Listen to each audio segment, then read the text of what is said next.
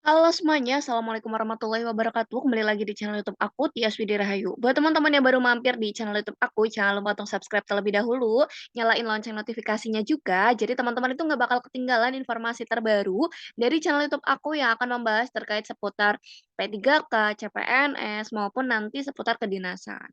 Oke, jadi di sini aku mau jelasin, bisakah sih honorer itu ikut seleksi CPNS maupun P3K tahun ini ataupun tahun berikutnya.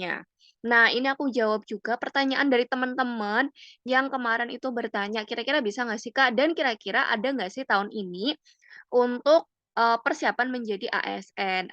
Nah, ASN itu ada dua golongan, CPNS dan P3K. Jadi teman-teman bisa ditonton informasi terbaru dari channel YouTube aku, sehingga itu teman-teman tahu apa ada nggak sih dan kira-kira itu nanti bagaimana sistematikanya. Oke, jadi di sini pelaksanaan penghapusan itu akan dilaksanakan atau dilakukan oleh pemerintah melalui Kementerian Pendayargunaan Aparatur Negara dan Reformasi Birokrasi atau Kementerian Pan-RB, yang mana penghapusan ini dilaksanakan berdasarkan amanat Undang-Undang Nomor 5 Tahun 2014 tentang ASN.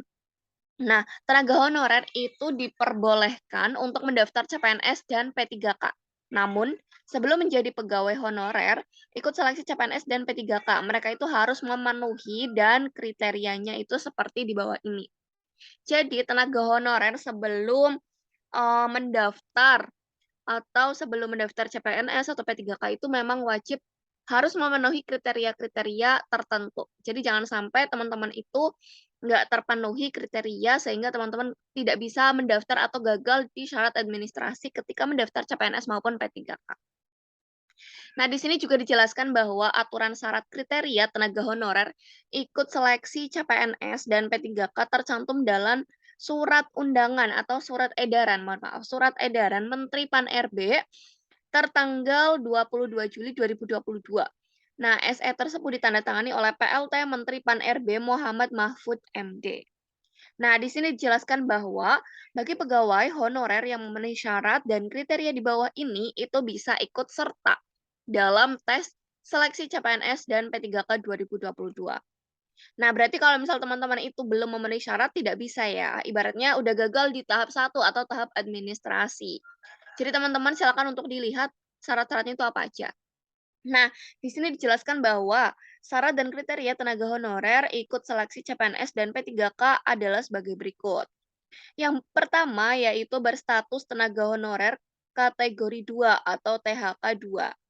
Kemudian yang kedua, terdaftar dalam database Badan Kepegawaian Negara atau BKN dan pegawai non-ASN yang telah bekerja pada instansi pemerintah. Berarti buat teman-teman yang bekerja di non-instansi pemerintah, kemungkinan itu belum terdaftar dalam database Badan Kepegawaian Negara. Jadi silakan untuk dilihat lagi kira-kira teman-teman itu sudah masuk atau belum di database BKN. Kalau misal belum berarti teman-teman tanyakan juga di bagian administrasinya gitu, administrasi rumah sakit atau instansi pemerintah, di instansi puskesmas atau dinkes dan yang lainnya. Kemudian yang ketiga, memperoleh honorarium upah dengan mekanisme pembayaran langsung dari APBN untuk instansi pusat. Jadi silakan untuk teman-teman diperhatikan lagi upahnya gitu, kira-kira dengan mekanisme pembayaran langsung dari APBN untuk instansi pusat atau tidak gitu. Kemudian memperoleh honorarium dengan mekanisme pembayaran langsung dari APBD untuk instansi daerah. Jadi buat teman-teman yang bekerja di rumah sakit pusat berarti mendapatkan upah dari APBN, terus kalau misal di daerah berarti dari APBD, kayak gitu. Kalau misal telat pembayarannya berarti kemungkinan di anggaran APBD atau APBN itu telat gitu atau sedang ada trouble kayak gitu. Kemudian yang kelima, status kerjanya itu sebagai honorer yang diangkat paling rendah oleh pimpinan unit kerja paling singkat 1 tahun sejak 31 Desember 2021. Jadi itu minimal kerjanya itu 1 tahun, gitu ya. Kalau misal belum ada 1 tahun berarti belum bisa. Kemudian di sini dijelaskan bahwa usia minimalnya itu 20 tahun dan maksimalnya itu 56 tahun pada 31 Desember 2021.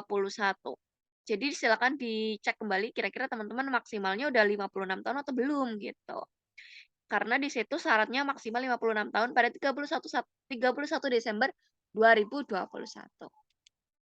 Nah, di sini ketentuan syarat dan kriteria honorer boleh ikut seleksi CPNS dan P3K di atas tidak berlaku bagi tenaga honorer yang mendapat honorarium melalui mekanisme pengadaan barang dan jasa, baik individu maupun pihak ketiga. Jadi benar-benar diperhatikan kira-kira teman-teman itu mendapatkan honorarium itu dari mana? APBD, APBN, ataupun dari yang mana gitu. Nah, kemudian di sini dijelaskan juga bahwa apabila nanti tidak lolos seleksi CPNS dan P3K, maka peserta bisa mengikuti pengangkatan melalui pola outsourcing. Dengan catatan bahwa ada jabatan atau posisi yang kosong dalam instansi terkait. Dan pola outsourcing ini ditempuh pemerintah agar keberadaan tenaga honorer sesuai kebutuhan dan dapat diusahakan untuk mendapatkan upah setara dengan UMR. Jadi benar-benar diperhatikan kembali. Nah, selain itu, dengan adanya lembaga ketiga atau outsourcing, instansi atau lembaga juga itu bisa menjadi lebih mudah dalam mengawasi kualitas tenaga kerja tersebut. Jadi kalau misal teman-teman sudah menjadi outsourcing, bekerjanya itu harus benar-benar diperhatikan, karena di sini yang mengawasi itu udah ada, bukan dari instansi atau lembaga tersebut gitu, tapi dari pihak ketiga atau orang lain, kayak gitu teman-teman. Kalau misal kerjanya atau kinerjanya teman-teman kurang baik, berarti kemungkinan bisa dilepas atau berhentikan, seperti itu. Nah, kemudian juga di sini alasan kenapa sih tenaga honorer itu dihapuskan.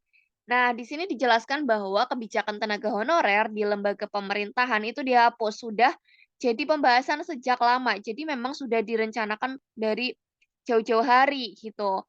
Ada beberapa alasan yang menjadi dasar staf tenaga honorer, di antaranya adalah sebagai berikut. Yang pertama, ada ketidakjelasan sistem rekrutmen untuk tenaga honorer.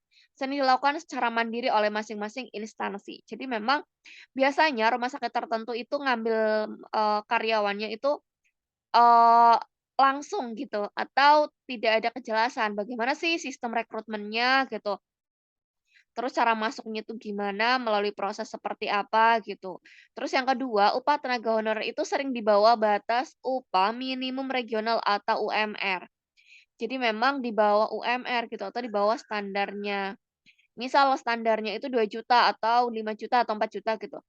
Ini gajinya itu masih di bawah itu. Jadi memang kayak, merugikan yang bekerja, padahal yang bekerja itu udah capek-capek tapi masih, kurang gitu dari aturannya. Nah, oke mungkin segitu aja ya penjelasan dari aku. Kalau misal teman-teman itu, masih bingung boleh ditanyakan di kolom komentar dan satu-satu ya insya Allah nanti dibalas sesuai dengan kemampuan dari adminnya, kira-kira bisa nggak jawab itu gitu. Kalau misal belum bisa dijawab berarti di pertemuan berikutnya atau di video berikutnya akan dijelaskan lebih lanjut terkait pertanyaan dari teman-teman. Terima kasih buat teman-teman yang sudah nonton. Jangan lupa untuk subscribe sehingga teman-teman itu nggak bakal ketinggalan informasi terbaru dari channel YouTube aku. Dan teman-teman itu bisa latihan soal untuk persiapan P3K, itu ada P3K umum dan P3K untuk perawat. Terima kasih, bye-bye. Assalamualaikum warahmatullahi wabarakatuh. Semoga bermanfaat ya. Dan ditunggu informasi selanjutnya.